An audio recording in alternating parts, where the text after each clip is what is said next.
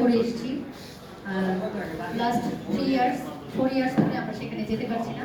যখনই আমরা যাই আমাদের যে স্থানীয় এমপি আছেন এবং ওনার কিছু ক্রিকেটার বাহিনী আছে তারা আমাদেরকে সবসময় আক্রমণ করে, সেটা শারীরিক, মানসিক এবং বাচনভঙ্গি, ইভেন মেয়েদের উপরে শ্লীলতাহানি, তাদের স্পর্শকাতর জায়গায় হাত দেওয়া থেকে শুরু করে বিভিন্নভাবে তাদেরকে হুমকি ধামকি দেওয়া, তাদের পরিবার নষ্ট করে দেওয়া, তাদের জীবন নাশ করে দেয়, এরকম বিভিন্ন হুমকি শিকার হই আমরা।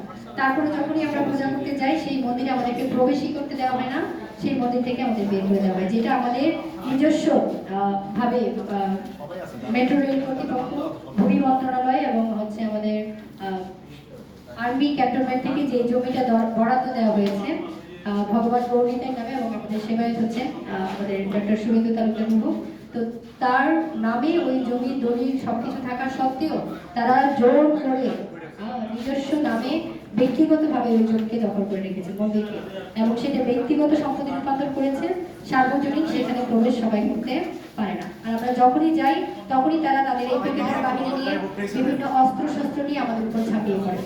তারপরেও আমরা যাওয়ার চেষ্টা করেছি, আমরা স্থানীয় এমপির সাথে অনেকবার বসার চেষ্টা করেছি, ওনার সাথে বসেছি।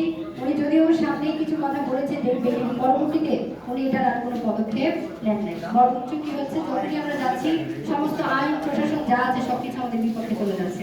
আমরা যখন তাদের বিরুদ্ধে কোনো মামলা করতে যাচ্ছি সেই মামলা নেওয়া হচ্ছে না, কিন্তু তারা যখন আমাদের নামে ভুয়া মিথ্যা মামলা করতে যাচ্ছে সেই মামলা ঠিকই থানায় তারা গ্রহণ করছে। তো এইভাবে মামলা মোকদ্দমা বিভিন্নভাবে, ইভেন ওনার মারহানি থেকে শুরু করে, ওনার ব্যাপারে পোস্টার চাপানো থেকে শুরু করে, ওনার বিরুদ্ধে, উনি একজন ডাক্তার সম্মানীয় ব্যক্তি, ওনার বিরুদ্ধে বিভিন্ন ধরনের আজে বাজে পোস্টার তারা সারা মৃত্যু পর্যন্ত ছড়িয়েছে।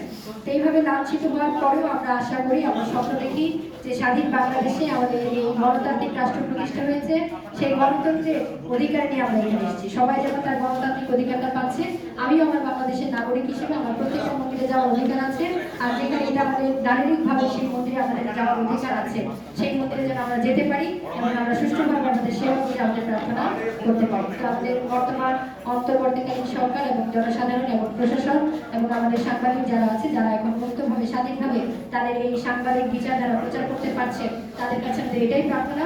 এখন সমস্ত কিছু থেকে আমরা বেরিয়ে এসেছি, যে আপনার রাজনৈতিক যে প্রভাব, সেই প্রভাব থেকে বেরিয়ে আমরা যেন কি করতে পারি, আমাদের সেবা বোঝার অধিকার যেন আমরা লাভ করতে পারি, সেই মন্দিরে গিয়ে যেন আমাদের ভগবানের প্রার্থনা আমরা করতে পারি। তো আপনারা সেইটুকুতে আমাদের সহযোগিতা করুন, অন্তত এই সত্য কথা প্রচার করুন, যাতে আমরা সবাই সেই সত্যের অধিকারে প্রতিষ্ঠা করে আমাদের প্রার্থনা চালিয়ে যেতে পারি। এটাই আমাদের আজকে শপথ সম্মেলনের উদ্দেশ্য।